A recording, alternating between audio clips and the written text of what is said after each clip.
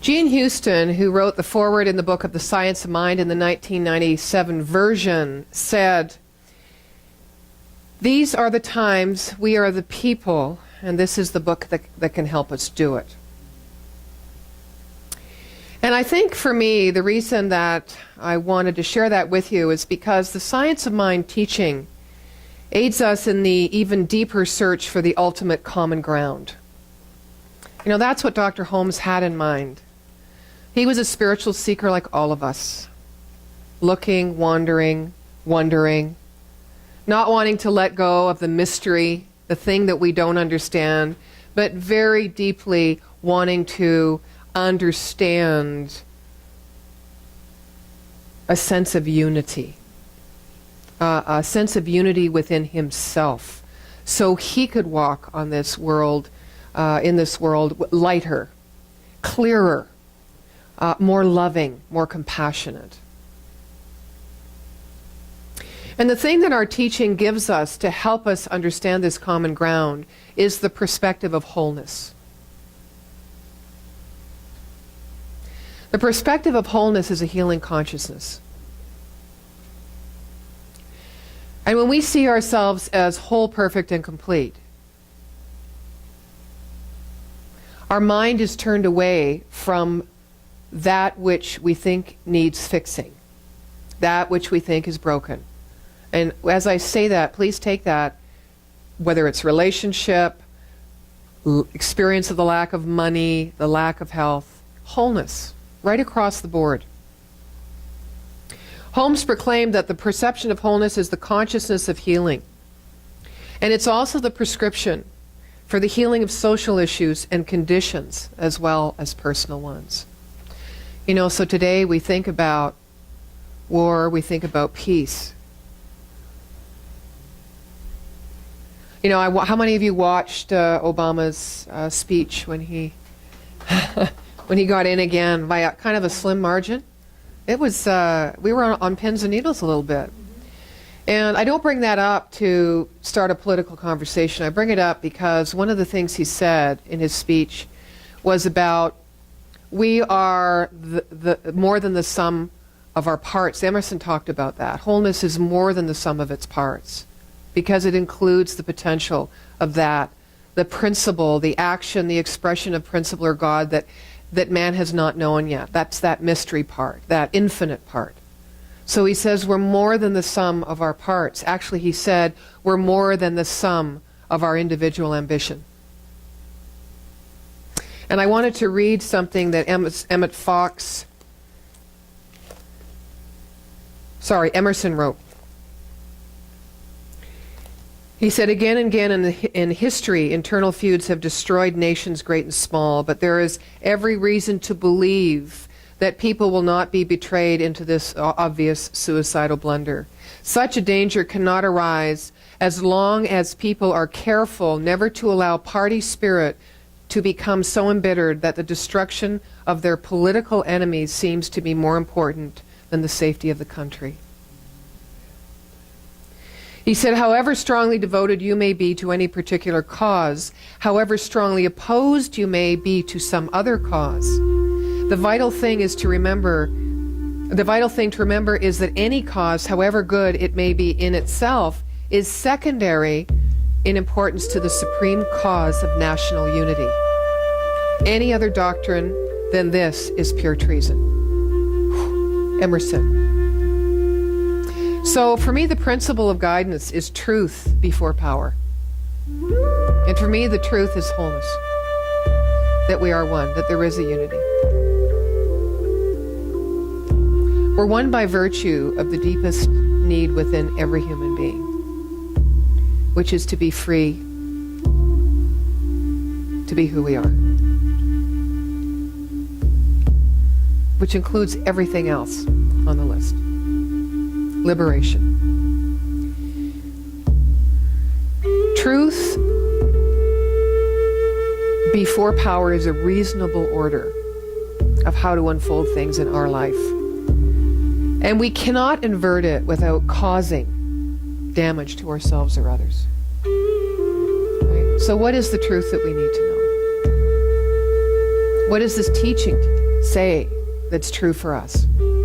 That we have the inherent ability and power and desire to be able to choose and create the life we want to create on all levels of experience.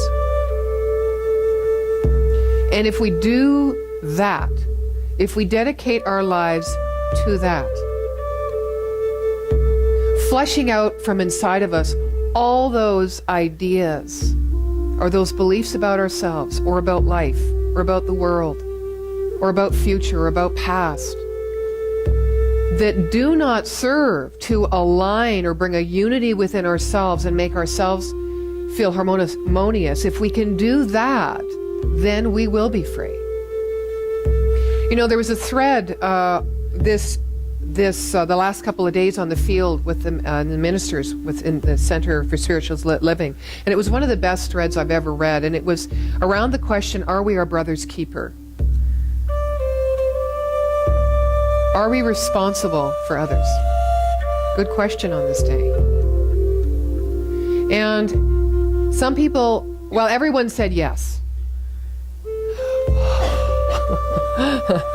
But, you know, it's interesting because science of mind, really it was called Science of Mind and Spirit when it was first written. But somehow it got shortened to Science of Mind because man's kind of innate leaning is to the left. It's kind of, we need to understand, we need to find logic so that we feel safe. Understanding means, and knowledge means safety, security, and being in control, and being able to make decisions. But this spirit part, the science of spirit, which is that one part of this intelligence, which is the love, the mystery, it's spontaneous, it is all things, all possibilities, has kind of gotten shortchanged by a lot of people who teach science of mind because they keep it in the level of the intellect. And that's where I started. Absolutely. Right? And I've realized, you know, just like Sharon has grown within her own passion for what she teaches, and you grow within the passion of what you teach, we all start to see that there is a universal order in the creative process when spirit moves to matter, when our idea or our ideal moves into form that we can rely on. We don't have to worry about that. We don't have to understand how it happens. We just need to trust that it does happen. We can let that go, and we can start living from this place of heart, of love. Of course, that's not easy for everyone because we bounce back into our mind and think, uh-oh, I'm going to be vulnerable. Uh-oh, you know, uh-oh, you know, uh-oh. Right? And so the principle of guidance for me is truth before power. So truth is that we have already everything we need, not only to create lives of our choosing, but to express the life that we chose as we came into this world, this part, this expression of spirit that we are. That to me is the path that I'm walking on now that's going to create that sense of harmony within me, that place of unity within me. The science of mind is a study of the principle of being, the source of cause from which a thing results, a truth which is unchangeable. We first have to understand the principle and then relate it to whatever problems or places in our lives that are not harmonious for a final test. So for the action of the spiritual principle in us, or the action of spiritual principle in us always follows the order which we impose upon it by our thought. So that infinite potential of God or intelligence will always follow the form that our belief system or the law of our being will give it. That is a given. So the work isn't to try to create something in our life. The work is to explore ourselves and know the truth about ourselves so that we can allow the powerful intelligence that lives within us, this God, to do its thing. And it already has a consciousness of healing, of wholing, because it is whole. It needs nothing. There's nothing outside of this great one. And so for me, it's about how I get most in touch with that is through loving and through just being rather than doing. In Chinese medicine, they talk about the yin and the yang. They talk about the heart-mind split. And all the practitioners of Chinese medicine that learn the energetic systems for healing within the body and that work from that place of energy have to understand what the heart-mind split is and what the mind brings, the yang to the yin, right? For that wholeness, that idea of wholeness. And they talk about it to their practitioners in training as the mind is logical. You can't have one without the other. But the heart, or where truth comes from, because the wisdom of the heart already knows, it is that place that is constantly infused with the truth of spirit. It's the mind that wants to understand it and mold it so that it feels, that ego part of us feels like it's in control and it has power. So it sort of creates that wall or that barrier of discernment, so that we can make a decision this rather than that. But the heart doesn't have that logic within it. It's truth, and truth isn't always logical. You guys know that. When you fall in love, where's the logic half the time? It is not there. When you are falling in passion with something, when you are jumping on board a cause that just fills you from the tips of your toes, you don't stop to think, at least when you're feeling that, how's this going to affect the rest of my life? How am I going to benefit from this? Is this a good step to take in my life? You're just all in. That's like spirit. Spirit is all in. It's because it is all. So are we. We're all. So to have that idea of coming together in a harmonious relationship in our own mind, to integrate our own heart and mind, is like Ernest Holmes talking about in the sermon by the sea. I want to be for something. I want to be for something and against nothing. But when you come to that statement with logic, it's hard to understand. Because if you're for something, obviously you're not for something else. If you stand for something, but what is the something you're standing for? Is it the wholeness that is bigger than the sum of its parts? Or is it a part you're standing for? Are you standing for a particular thing? Or are you standing for unity and the truth? Once we start standing for the unity and the truth of us, which is our own wholeness, we can be neutral, we can be on common ground and be very powerful because we can live from our heart. We don't need to stand for something that's going to divide us or keep us separate. Part of that thread about are we our brother's keeper was, we're not supposed to be involved as religious scientists and churches and centers that teach this teaching with social action. And of course that opened a flood of comments. Well, what do you mean? Because everyone wants to, feed people who need food or take people in who are cold. People want to be on the front lines. They want to touch and they want to see. I get to see when I teach, I get to see this fog come over somebody when they're going, what? And I'm going, stay there, stay there, stay there. Don't try to understand this. Feel this truth, right? And then all of a sudden it's like this top comes off the pot. Oh my God, I get it. Not here, I get it. And then they go, but I can't explain it. So then they try to go back to that place of how to grab onto it to explain it. This is not explainable. God is not knowable. The mystery is not knowable. And so the thread kept going and going about, are we our brother's keeper? Are we responsible? Yes. By teaching a principle and encouraging and inspiring people to live from that principle so that that energy emission and that integration of that yin and that yang and that heart and that mind can go before and lead the way like Jesus did.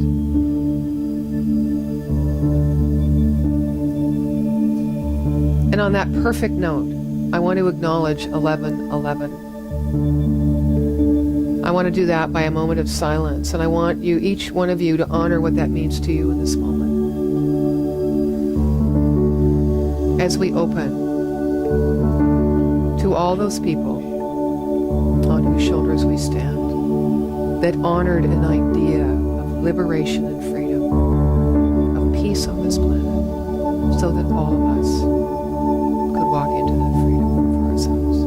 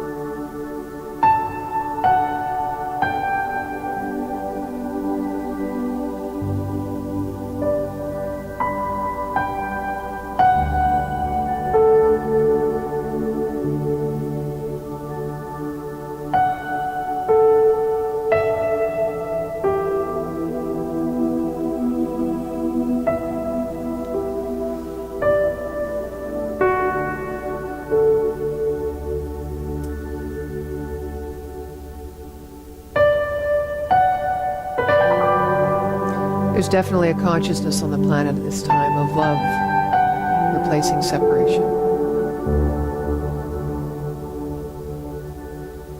It's about collaboration. It's about coming together with that greater truth as that guiding principle in our life. One of the other things that I loved about Obama's speech was, and he said it near the very end, after he talked about, big or small, rich or poor, gay or straight, where he got that big rounding, or resounding applause, bringing all of those differences together, knowing that without them, there wouldn't be the full expression of that which created life. But he talked about every individual being responsible. I love that part. Emerson wrote something called Self-Reliance, which is one of his most powerful essays. And it's about bringing us back home to ourselves, to that power that lives within us, that intelligence that lives within us. But we can't get there just by believing it is so. We have to take that step.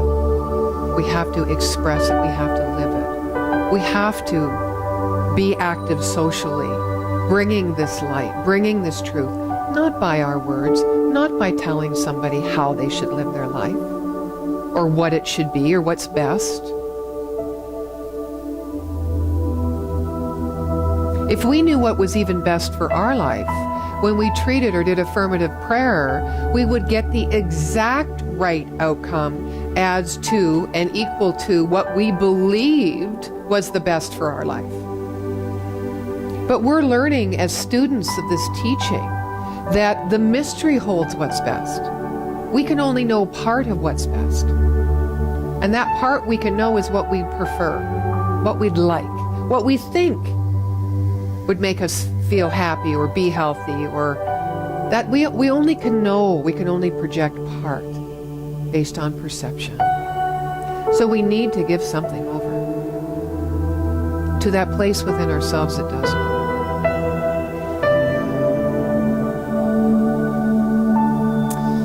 So our job as religious scientists is to fan the spark of divinity in every man, woman, and child. And what they do with that is strictly between them and their God. So are we our brother's keeper? Yes.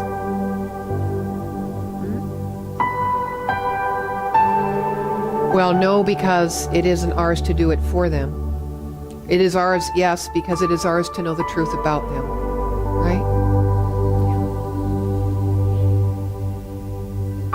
You're right. There's a big opening. There's a big mystery, right? In everything that's said. Because every word that's formulated comes from some idea that's come from some experience. You know, it's very hard to speak about truth, to speak about infinity. You can't. One of the other things that came across, do you know Pema Chodron? She's an American Buddhist nun. She has wonderful writings. One of the books she wrote was called The Places That Scare Me. And she really deals with everyday stuff in a way that people can hear it. And Frankie Timmers contributed to the thread. She's down in New Jersey.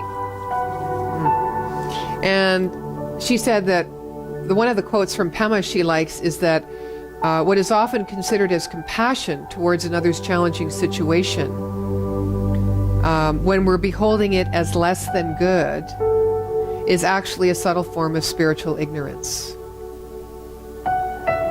So a lot of compassion that we give others is really motivated by a deep belief, not in the truth of that individual or of life or of what's being given or what's possible, but compassion is motivated by our own perception that an individual is in a bad situation or a less than situation than we.